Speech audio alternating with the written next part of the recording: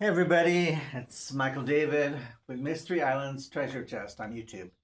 So today we're going to do a broad painting of a picture of the ancient astronaut theory so you can get your hands around it, start to understand it. It's complicated. It's very different from the traditional Christian Old Testament version of Jehovah, the angry and jealous, but also can be benevolent God of the Old Testament. So, according to the Sumerian Clay Tablets, which have been found in the Middle East, thousands of them, the story goes 445,000 years ago. There were a group of astronauts that came down to Earth for gold. And the Earth is actually an ancient gold mining planet based upon slavery and gold mining. That is our history, according to this theory.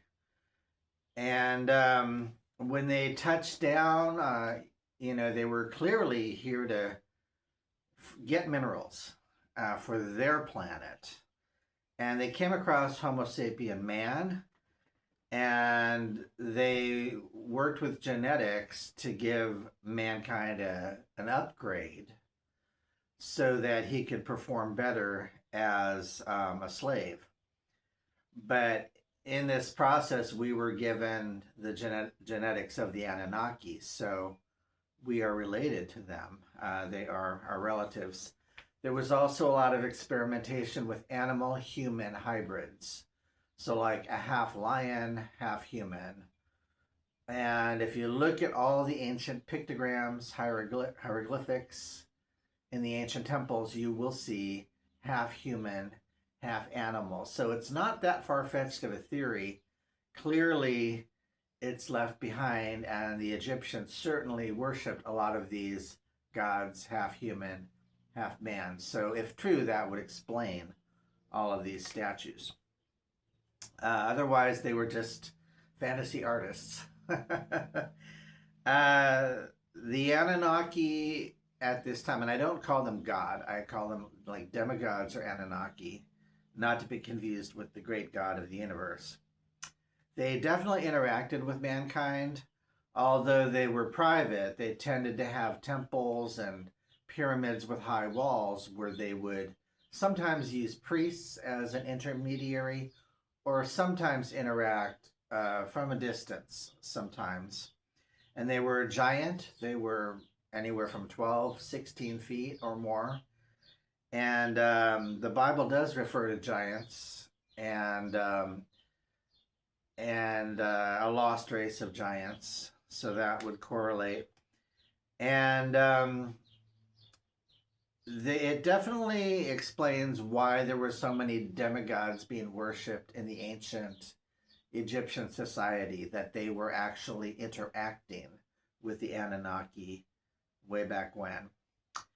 And the idea is that as they left the planet, which they apparently did, they got the gold they needed, what was left behind was mythology that the Greeks turned into their Greek gods, that the Romans turned into their family of gods, the Japanese had their serpent gods, and the Vikings had their demigods. That all this mythology is based on the Anunnaki, who walked the planet, supervised the gold mining operations, got what they needed, and mostly left, but probably left behind some secret societies and things to keep an eye on this planet from a distance. That's the working theory. There are ancient documents like the Tale of Gilgamesh, and this goes deeper into the roots of the Noah's Ark story. Apparently there was a flood, according to the Sumerian tablets. It's a big deal. It's written across these tablets in history. And their tale is that these demigods were sick and tired of humans and slaves and wanted to let the flood happen and get rid of them all. But there was one named Enki who was a friend to mankind, and he worked with Noah to create this ark and save humanity and the animals, and the biblical story. So that's an interesting perspective on that tale. Um, Obviously, the ancient engineering was very bizarre. It was in the shape of pyramids that were very complicated to make. We certainly do not make any pyramids today. There's no country at all making pyramids. It's another group that was making them for their own purposes a long time ago. And they were definitely prevalent in Egypt and the Middle East. And then it jumps later to Mexico. The same pyramids, the same construction. That's interesting. It looks like a group of, Anunnaki engineers easily made the transition to another continent and built them there as well. There was a library known as Alexandria that had all these documents of history and papyrus, writings and clay tablets, and it was burned down to the ground 3 times, several times, but definitely in 323 BC. So that's a problem for us in modern day society because that was our link to the whole history of mankind on this planet. But there were scraps and things that did not burn and were able to be researched. And you have to look into Manetho, who was a priest, who was definitely looking into documents that were still available. And Beresus had 3 volumes. And he talked about 430,000 years ago, this group of Anunnaki descended down and interacted with man. And that's in Genesis 6 of the Bible as well. These Anunnaki, and they lived for long periods of time, thousands of years. So they clearly were not human. They were a different kind of genetics, and they ruled before the flood.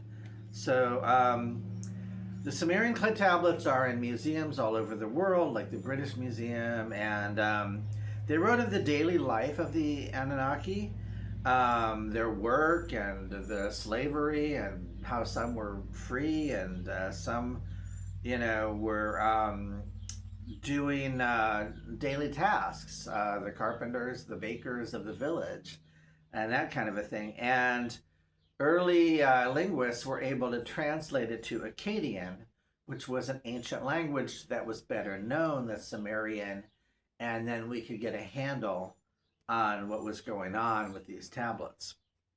There's a document called the Sumerian Kings List, and that was the 10 Anunnaki leaders who ruled before the flood, a list of 10 of them. Not that many, once again, because they did not live a human lifespan of 80 years. They lived thousands of years. So a different kind of being or genetic, if you believe these tablets are real. Of course, there's a lot of people that believe it's all fiction, all fantasy. That's it. I'm just here to give you this perspective to look into. So Enki was one of the original astronauts, Enki, and he was definitely helpful to humanity. He was a geneticist. He worked on the genes of human beings, upgrading us. He helped Noah. He was an engineer. He created dams and irrigation and flooding of the fields to produce crops. Huge upgrades in society. So we did not have to be hunter-gatherers running all over from cave to cave and maybe being killed by a tiger. That we could plant down into a civilization and grow some crops in the field and have an upgraded civilization. So his brother Enlil was a whole different story. He may be Jehovah of the Bible. There's the jealous and angry God. There's a lot of similarities. I'll leave that up to you to figure it out. You have to find your own way in life, like Dorothy in The Wizard of Oz. You have to go down this pathway. You're going to meet people along the way, like the Scarecrow, the Tin Man, or the Lion, or me. And I'm just one of the people along the way. But you have to find your own way. And don't be too scared when you meet the wizard finally at the end of your road. Okay. So the brother Enlil, he was based in the Middle East, probably around Lebanon. There seems to be an ancient site, a landing site for these rockets of old. And he hated human beings. He even complained they were noisy and loud and a big problem. He wanted to just flood them all and kill them. Obviously, he lost that argument because we're still here. um, but there was a female goddess named Ninersha. That was the sister. And she went off to the eastern lands, and there's some ancient cities that she probably founded. And there's a whole tradition of worshiping female deities in the east. And I believe that came from Ninersha, the sister, establishing those lands. So they worship all kinds of female goddesses in the east. And the father of Enki and Enlil was Anu. You need to know that name. And Ra was a major player in Egypt and giving secrets of the gods to humanity. And Thoth, secrets of the Annunaki, they were players in giving some of this ancient knowledge of the brotherhood to mankind. And apparently there was a nuclear war or a huge bombing and fight in Sumeria. A lot of this land was decimated, and it's a lesson we certainly don't want to repeat. And the last thing I'll mention is that Enki, this helpful, benevolent demigod, apparently came to Mexico and Central America later as the feathered serpent Quetzalcoatl. He was the same kind of helpful god that was helping the Aztecs with engineering and building and doing the same kinds of helpful things, this ancient Anunnaki. So that's a broad picture. It's a lot.